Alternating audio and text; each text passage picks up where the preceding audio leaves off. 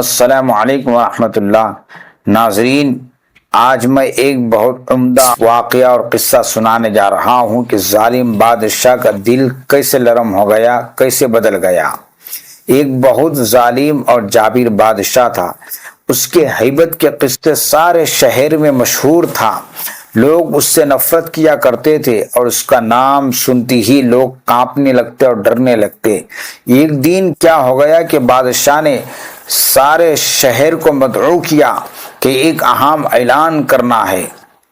سارے لوگ جمع ہوئے۔ جب لوگ جمع ہو گئے تو بادشاہ نے کہا کہ میں آپ کا شہنشاہ، آپ سب کی موجودگی میں وعدہ کرتا ہوں کہ آج کے بعد میں کبھی کسی کے ساتھ سختی نہیں کروں گا اور ناانصافی نہیں کروں گا۔ آج کے بعد میرا وتیرہ صرف شفقت اور نرم ہوں گے، تاکہ تاریخ کے پنوں میں میرا نام سب سے نرم دل بادشاہوں میں شمار کیا جائے۔ لوگ حیران ہوئے کہ شاید بادشاہ سٹیا گیا ہے اور یہ ایسا ہی بول رہا ہے، بادشاہ کو کیا ہو گیا ہے؟ لوگوں نے سوچا کہ بادشاہ ایسا ہی بول رہا ہے، وقت بتلائے گا کہ بادشاہ بدلا ہے یا نہیں۔ بادشاہ دراصل بالکل بدل چکا تھا۔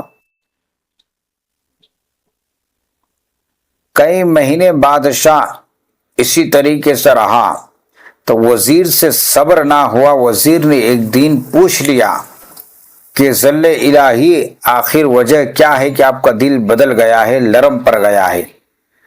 تو بادشاہ نے اپنی ساری واقعہ وزیر کو سنایا اور کہا کہ ایک دن کی بات ہے کہ میں جنگل کی طرف جا رہا تھا۔ میری نظر ایک لومڑی کے اوپر پڑی۔ وہ لومڑی بیچاری بھاگتی ہوئی آ رہی تھی اور اس کے پیچھے ایک بڑا سا کتا لگا ہوا تھا۔ اتنی ہی میں اس لومڑی کو اپنا بل نظر آ جاتی ہے۔ وہ بل میں گھسنا چاہتی ہے چھلانگ مار کر، اتنی ہی میں کتا نے اس کے ٹانگ پر حملہ کر دیتی ہے۔ تو وہ لومڑی بہت کوششوں کے بعد اپنی جان چھڑا کر بل میں گھس جاتی ہے اور کتا اس کے پیر زخم کر چکا تھا۔ وہ معذور پیر لے کر بل کے اندر گھس گئی۔ پھر میں گاؤں کی طرف گیا تو وہی دیکھا کہ وہی خونخوار کتا ایک آدمی پر بھونک رہا ہے۔ اس آدمی کو غصہ آیا اور ایک بڑا سا پتھر اٹھا کر دے مارا تو وہ کتا بھی پیر سے معذور ہو گیا۔ میں ابھی سوچ ہی رہا تھا کہ اوپر والوں کی لاٹھی میں آواز نہیں ہے، اتنی ہی میں اس آدمی کو ایک گھوڑے نے لات مارا تو اس کی بھی ایک پیر معذور کر دی اور وہ گھوڑا بھاگتا ہوا جا رہا تھا، آگے جا کر گڑھے میں گر گیا۔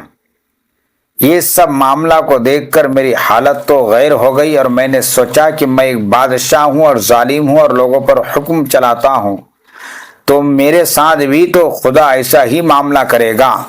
تو میں نے سوچا کہ تمام رعایا کے ساتھ اچھا برتاؤ کیا جائے تاکہ میرے ساتھ خدا اچھا معاملہ کریں۔ بس یہ سب وجہ تھی اور یہی میرا دل بدلنے کی بات تھی۔ تو وزیر کا یہ سب معاملہ سن کر بھی وزیر کا دل نہیں بدلا، بلکہ وزیر نے اپنے برے خیالات دلوں میں سوچنے لگا کہ کیوں نہ ہو کہ بادشاہ کے تختہ پر قبضہ کر لیا جائے۔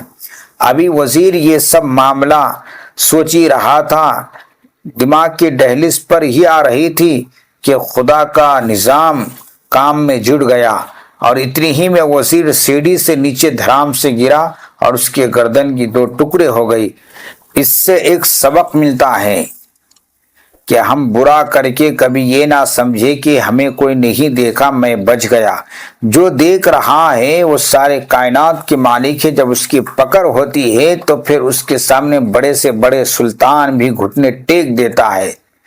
اس لیے کہا کہ اچھے کام کرو اور صلے کی امید لوگوں سے نہیں بلکہ خدا سے رکھو۔ اگر برا کرو گے تو پھر اس کی سزا بھگتنے کے لیے تیار ہو جاؤ اور چپ کر کے اس کی سزا بھگتو۔ اس لیے حکمت عملی یہ ہے کہ نہ برا بولو نہ برا سوچو۔ اس لیے کہا کہ تم زمین والوں پر رحم کرو، آسمان والے تم پر رحم کرے گا۔